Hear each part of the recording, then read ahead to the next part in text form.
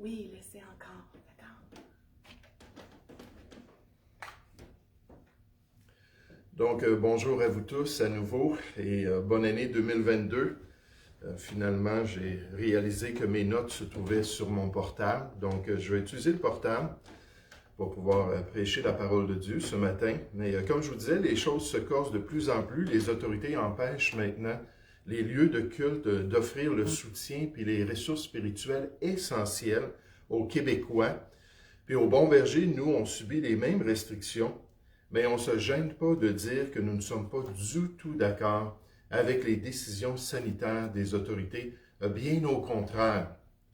Nous les voyons comme étant exagérées et mensongères, alors qu'elles sont basées sur de fausses données et de fausses interprétations de la crise actuelle, comme bien des experts pourraient le corroborer.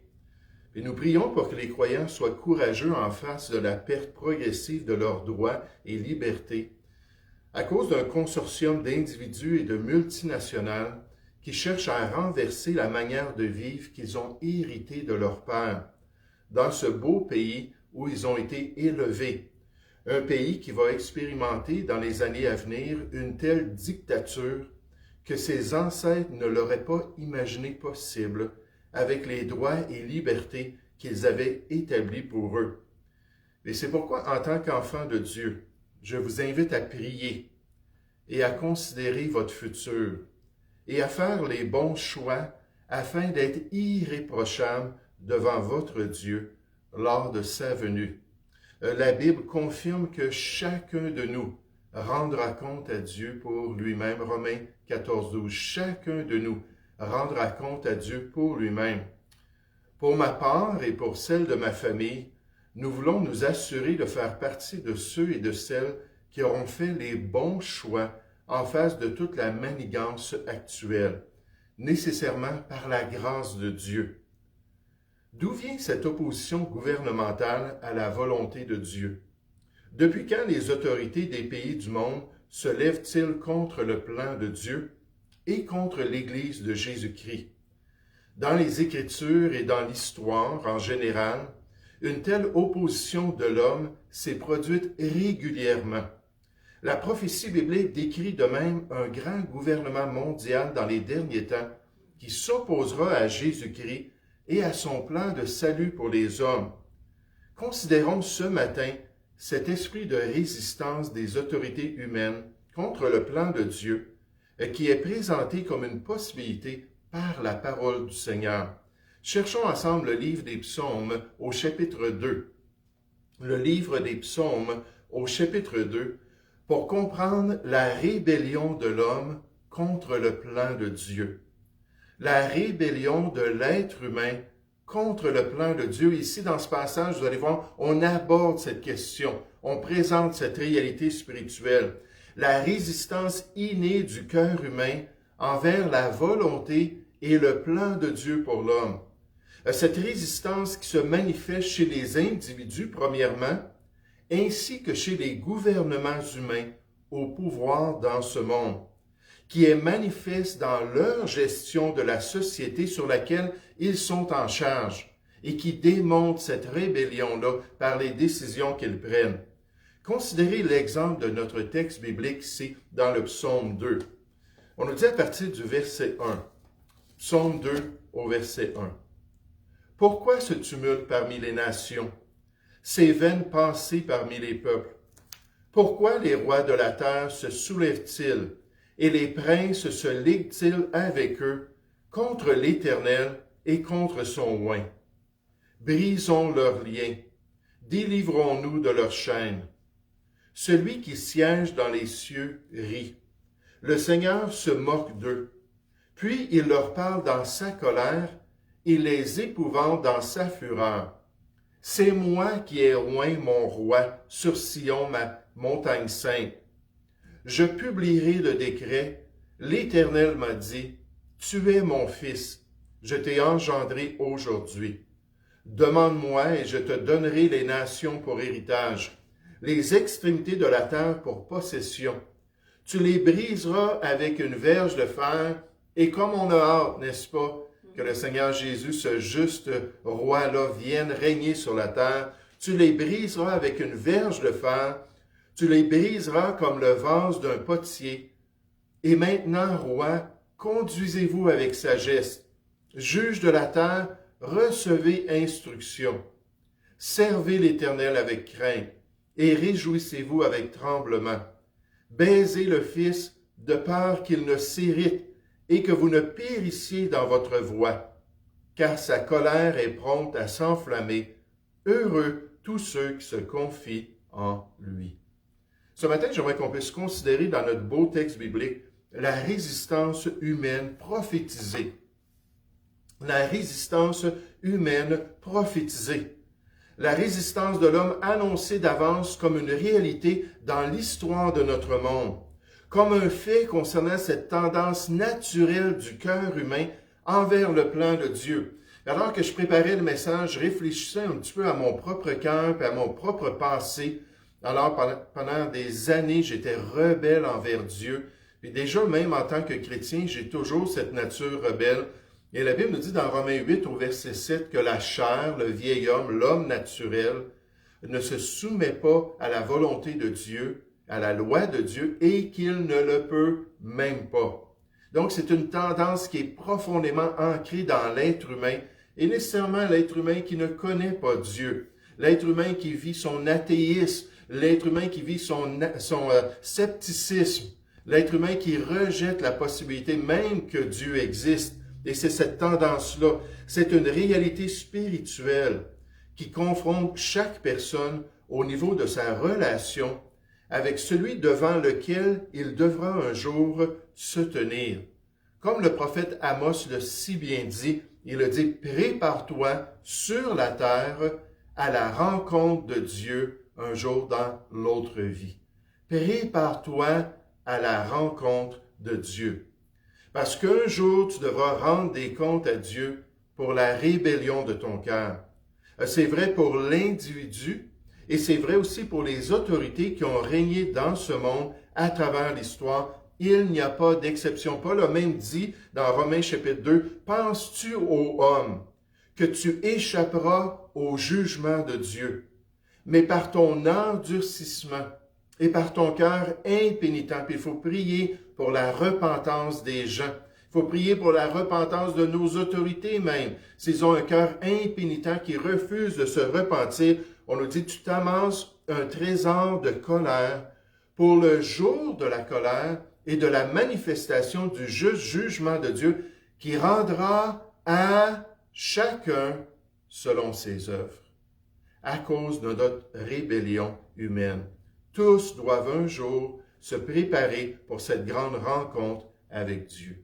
Regardez la rébellion qui est manifestée dans notre passage biblique, dans le psaume 2. On nous dit au verset 1, « Pourquoi ce tumulte parmi les nations? Ces vaines pensées, Dieu regarde le cœur de l'homme, il considère les pensées de l'homme et dit, ces vaines pensées parmi les peuples. Pourquoi les rois de la terre se soulèvent-ils et les princes se liguent-ils avec eux, les rois, les princes, les autorités, contre l'Éternel et contre son oint, ou littéralement contre son Messie, contre son Christ. Et là, on va présenter les paroles mêmes qui sortent du cœur de ces autorités-là au verset 3. On nous dit, « Brisons leurs liens, délivrons-nous de leurs chaînes. » La volonté de Dieu est trop contraignante. Elle est trop accaparante. On veut juste se délivrer des principes judéo-chrétiens, se délivrer des valeurs qui étaient populaires dans le passé, dans notre société, et on veut être libre de la volonté de Dieu. La rébellion des autorités contre le plan de Dieu, c'est un fait historique. Comme en Égypte avec Pharaon, lorsque Moïse dit à Pharaon, « Laisse aller mon peuple », et qu'il a résisté envers la volonté de Dieu. Comme parmi les 7 nations de Canaan, qui n'ont pas voulu laisser Israël rentrer et conquérir la terre promise, on comprend leurs circonstances. comme en Assyrie, comme à Babylone, comme chez les Mèdes et les Perses, toutes ces indications-là de rébellion contre la volonté et le plan de Dieu. Chez les Grecs, les Romains, les Philistins, etc., il y a toujours eu de la résistance contre Dieu et contre le plan de Dieu pour l'être humain. Sauf exception, dans certaines époques et dans certains pays, dans des nations qui avaient établi des constitutions influencées par les valeurs judéo-chrétiennes qui leur permettaient d'offrir des droits et libertés à leurs citoyens et qui permettaient aux chrétiens de vivre honnêtement et pieusement dans leur pays. Et le Canada était une de ces exceptions, comme plusieurs autres pays occidentaux, mais les choses sont en train de changer pour le pire et non pour le bien. Et considérez avec moi ce matin la réaction de Dieu envers la rébellion de l'homme, la réaction divine à la rébellion de l'homme, la manifestation dans notre texte ce matin du rejet de Dieu envers l'attitude rebelle de l'être humain, la révélation de ce que Dieu pense de la résistance de l'homme envers sa volonté, et on le voit au verset 4. On nous dit « Celui qui siège dans les cieux ». Celui qui est assis sur un trône d'autorité suprême. Celui qui est le Seigneur des seigneurs de la terre et le roi des rois de ce monde. On nous dit « Celui qui siège dans les cieux », voici son attitude. Le siège dans les cieux, on nous dit « Il rit, le Seigneur se moque d'eux. » Puis il leur parle dans sa colère. Il parle à ces autorités-là, il parle à ces rois de la terre-là qui ne se soumettent pas à son plan et à sa volonté. Pensez-vous que Dieu prend la chose à la légère? Pas du tout. On nous dit « Il est en colère en face de la résistance humaine. Il les épouvante dans sa fureur. Il dit « C'est moi, moi le souverain, moi le roi des rois, qui ai oint mon roi, sur Sion, ma montagne sainte. Je publierai le décret. L'Éternel m'a dit, et c'est Christ même qui parle. Tu es mon fils, je t'ai engendré aujourd'hui. Demande-moi, et je te donnerai les nations pour héritage, les extrémités de la terre pour possession. Tu les briseras avec une verge de fer, tu les briseras comme le vase d'un potier. Dieu est en colère contre la rébellion. Il va établir son Fils sur la terre pour mater la rébellion avec une verge de fer. Dans Apocalypse chapitre 1 au verset 7, on nous dit que c'est le Seigneur Jésus lui-même qui va venir régner avec cette verge de fer. La Bible affirme que les voies de l'homme sont devant les yeux de l'Éternel qui observe tous ses sentiers. Proverbe 5 au verset 21. Que ses yeux sont en tout lieu, observant les méchants et les bons. Proverbe chapitre 15 au verset 3. Et que son jugement va un jour se révéler contre toute impiété et toute injustice des hommes. Romains chapitre 1 au verset 18. Toute impiété, toute rébellion, toute résistance, tout affront à sa volonté. Et un jour, la colère de Dieu va se manifester contre ces gens, envers les individus et envers les autorités en général qui rendront compte au Seigneur pour leurs décisions et leurs influences dans ce monde. Les commentateurs Jamieson, Fawcett et Brown décrivent ainsi la scène présentée dans ce beau texte biblique. Bien que les événements guerriers du règne de David auraient pu en suggérer l'imagerie alors qu'on pense au psaume 2, les scènes dépeintes et les sujets présentés ne peuvent trouver leur accomplissement que dans l'histoire et le caractère de Jésus-Christ, dont les auteurs du Nouveau Testament témoignent très clairement, alors qu'ils citent le psaume 2 pour parler de Christ et de la situation de son Église et de la situation de son ministère. Et c'est très clair. Dans un style très animé et hautement poétique, l'auteur, en 4 strophes de 3 versets chacune, expose l'hostilité invétérée et furieuse, bien que futile, des hommes à l'égard de Dieu et de son oint, la détermination de Dieu d'accomplir son dessein, ce dessein tel qu'il a été exposé plus complètement par son Fils, l'établissement du royaume grâce à la nouvelle alliance qu'il a établie et le danger imminent de tous ceux qui résistent, ainsi que la bénédiction de tous ceux qui accueillent ce roi puissant et triomphant dans leur vie et dans leur cœur.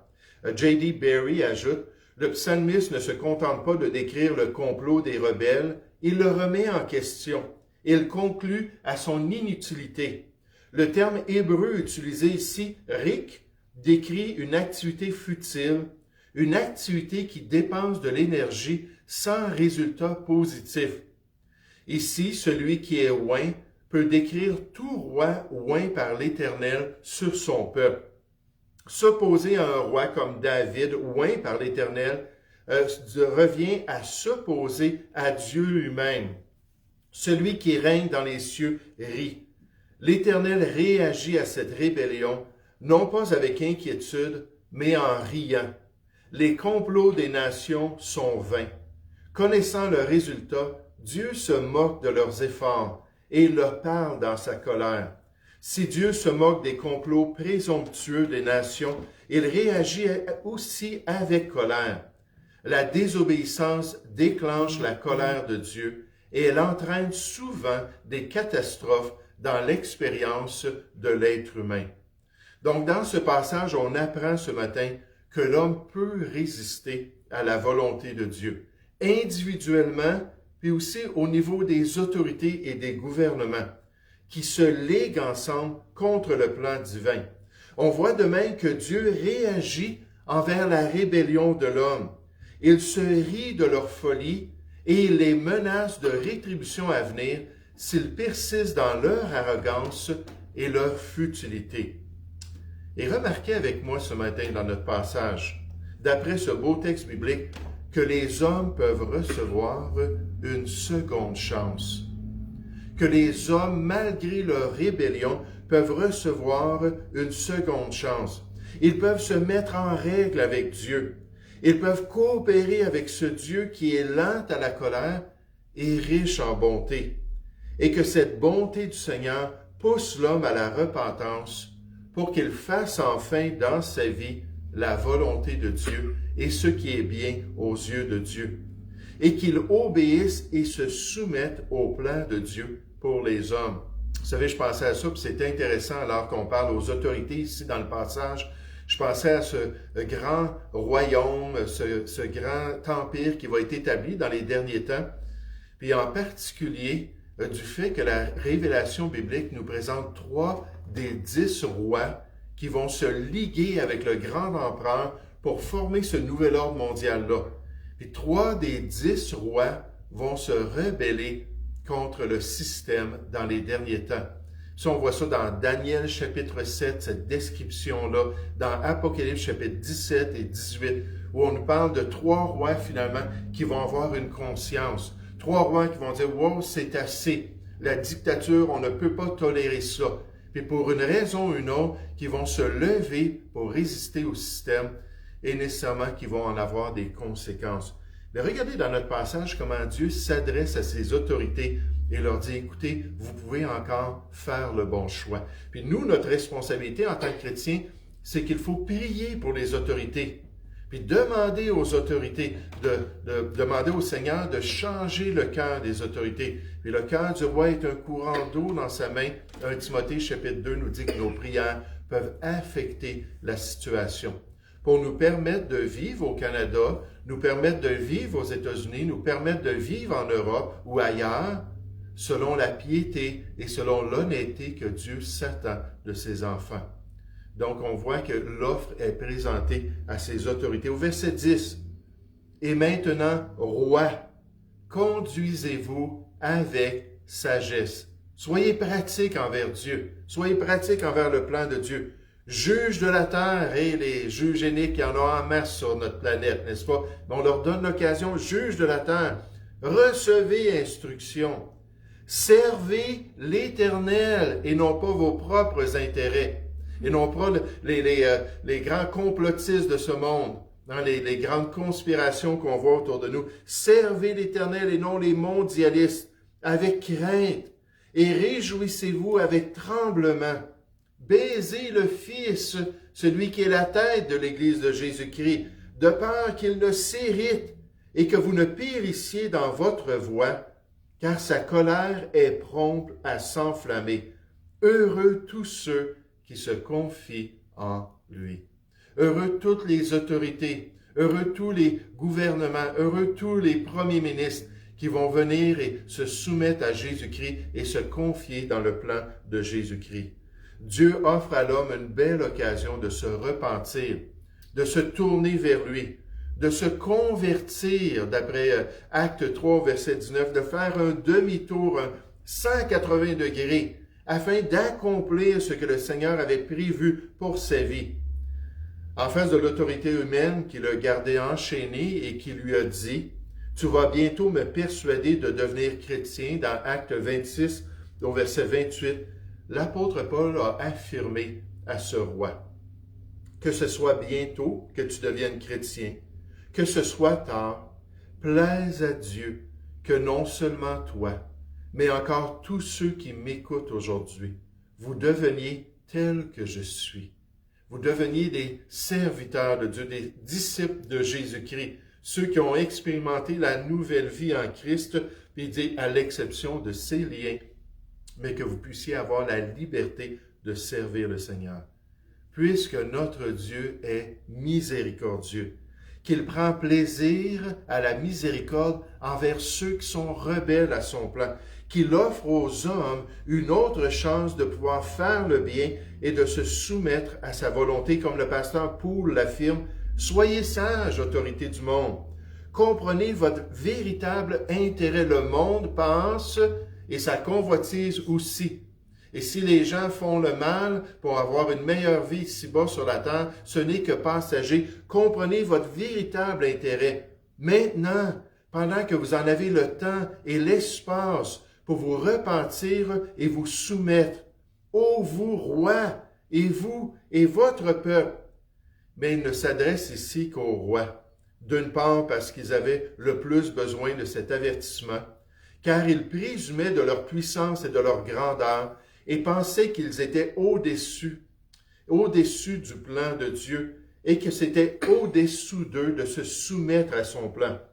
D'autre part, parce que leur autorité et leur exemple pouvaient faire beaucoup pour le peuple.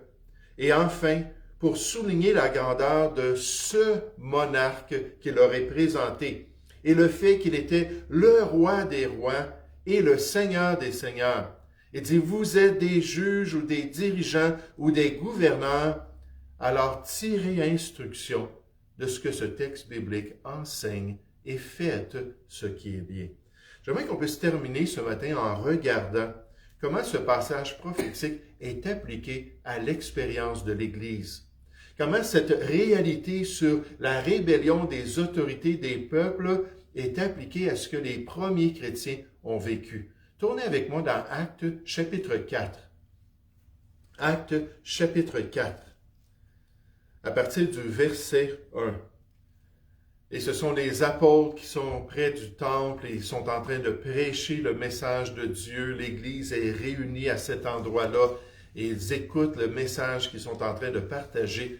Et là, les autorités locales viennent et veulent leur empêcher de continuer à prêcher la parole de Dieu, veulent leur empêcher à continuer à accomplir la grande mission que Jésus-Christ a donnée même à l'Église, d'aller par tout le monde et de faire de toutes les nations des disciples, d'aller et de prêcher la bonne nouvelle à toute la création de Dieu, pour que les gens puissent entendre le message de Dieu. Verset 1.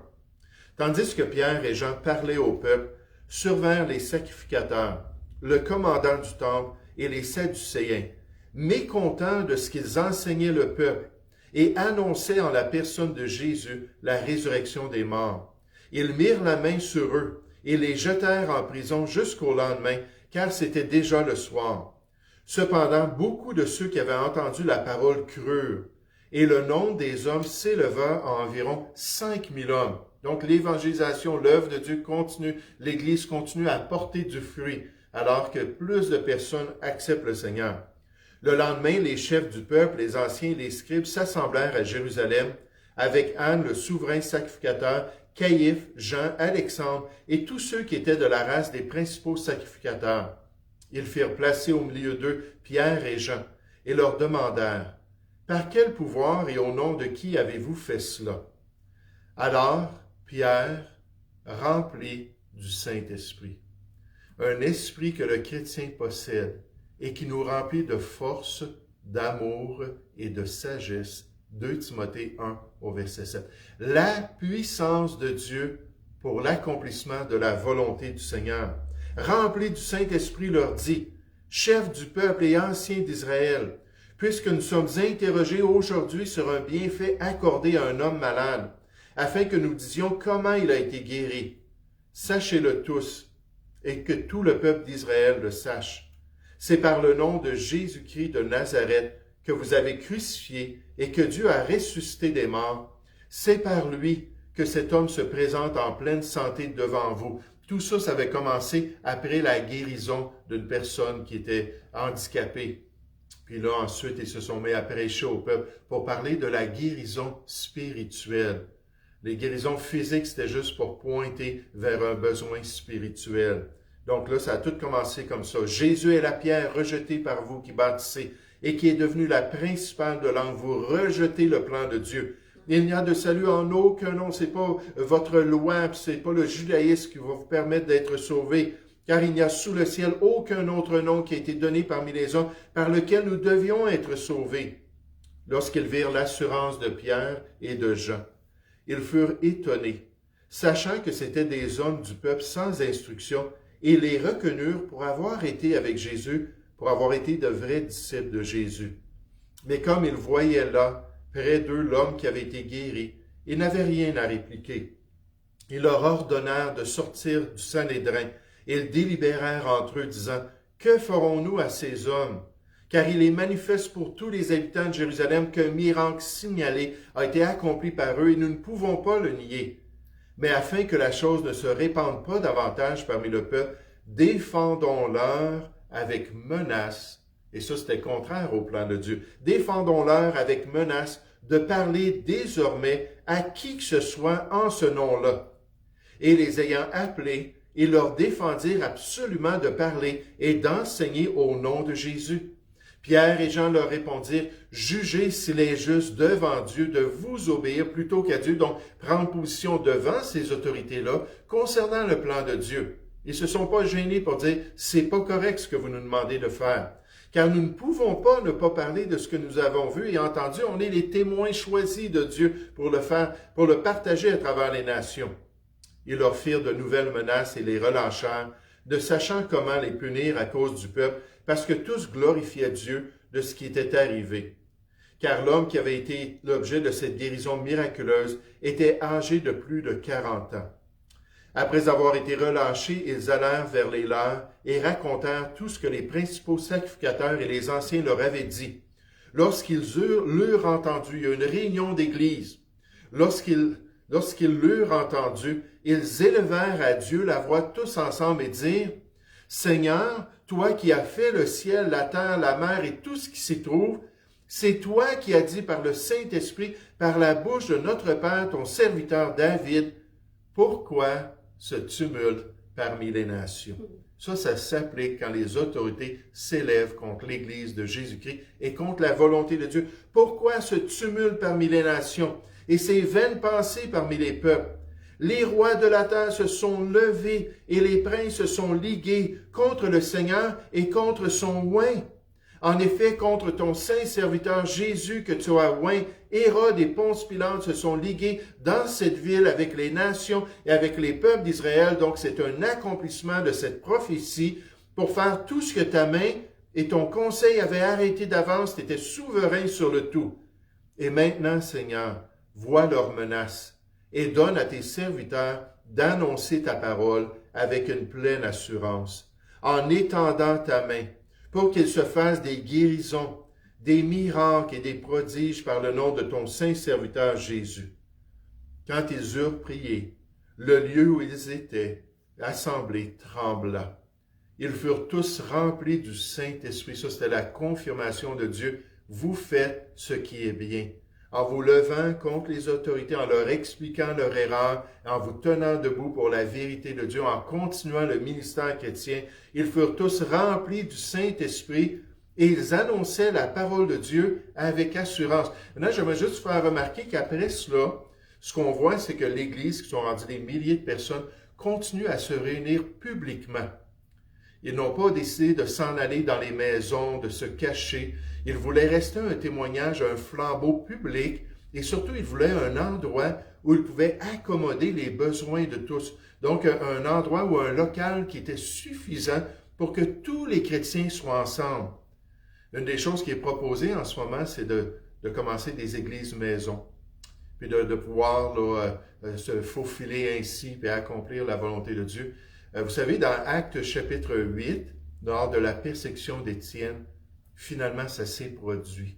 Comme dans d'autres régions de l'Empire où l'Évangile avait été prêché, là, les gens n'ont pas eu le choix que de se cacher, de passer à travers les 10 grandes périodes de persécution, souvent en restant dans les maisons, puis en se rencontrant ici et là de manière clandestine. Personnellement, je ne pense pas qu'on est rendu là. On est rendu à l'étape là qu'on voit ici, où on doit encore lutter pour ce droit-là d'être un témoignage public avec un bâtiment. C'est pour ça que je ne prêche pas dans mon sol. Je fais les lives ici au bâtiment pour dire on garde à cœur le bâtiment, le témoignage public, et un local, un endroit qui va accommoder la venue de tous les enfants de Dieu pour pouvoir résister. Et le jour où ça sera nécessaire, là, on changera de tactique. Mais j'encourage les chrétiens à lutter et à prendre position et à résister pour ce droit-là qu'on a aujourd'hui. La résistance de l'homme à la volonté de Dieu. Individuellement ou en tant qu'autorité dans ce monde, ça s'est toujours produit.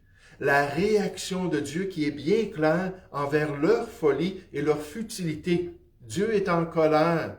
Et Dieu vraiment s'apprête à juger les nations. Et une autre occasion pour eux de se repentir et de faire ce qui est bien. En tant que chrétien, on doit être ce témoignage. En tant que chrétien, on doit résister à ce qui est contraire au plan de Dieu. En tant qu'enfant de Dieu, on doit prier pour les autorités, parce que Dieu gère le tout, et le cœur des rois est vraiment entre ses mains. Et demander au Seigneur qu'on soit ce sel de la terre, cette lumière du monde et ce témoignage pour les gens autour de nous, alors qu'on cherche à faire ce qui est bien devant Dieu. Car nous ne pouvons pas ne pas parler de ce que nous avons vu et entendu. C'est notre responsabilité. Nous allons prier ensemble. Père Céleste, merci Seigneur que finalement le message a pu être présenté ce matin. Merci qu'on a trouvé une solution pour le pépin dans lequel moi-même je m'étais jeté, Seigneur. Et merci que finalement les gens ont pu être exposés à nouveau à ton message. Tu dis, prêche la parole et insiste en toute occasion, favorable ou non. Et Dieu, tu nous encourages à persévérer dans tes voies. Alors je te prie pour des cœurs courageux, Seigneur. Je te prie pour des chrétiens qui vont avoir d'un côté un respect pour les autorités, mais d'un autre côté qui vont rendre témoignage par leur vie et par leur bouche, Seigneur, concernant ton plan et ta volonté. Et Seigneur, on te prie pour nos autorités, qu'on puisse conserver les droits que nous avions dans le passé, que tu puisses rétablir ces réalités. Et si ce n'est pas le cas, Seigneur, que tu puisses nous donner beaucoup de sagesse afin de savoir exactement quoi faire. Seigneur, on te prie, au nom du Seigneur Jésus. Amen. Donc, on se revoit mercredi soir. Que le Seigneur vous bénisse abondamment et vous guide dans ses voies.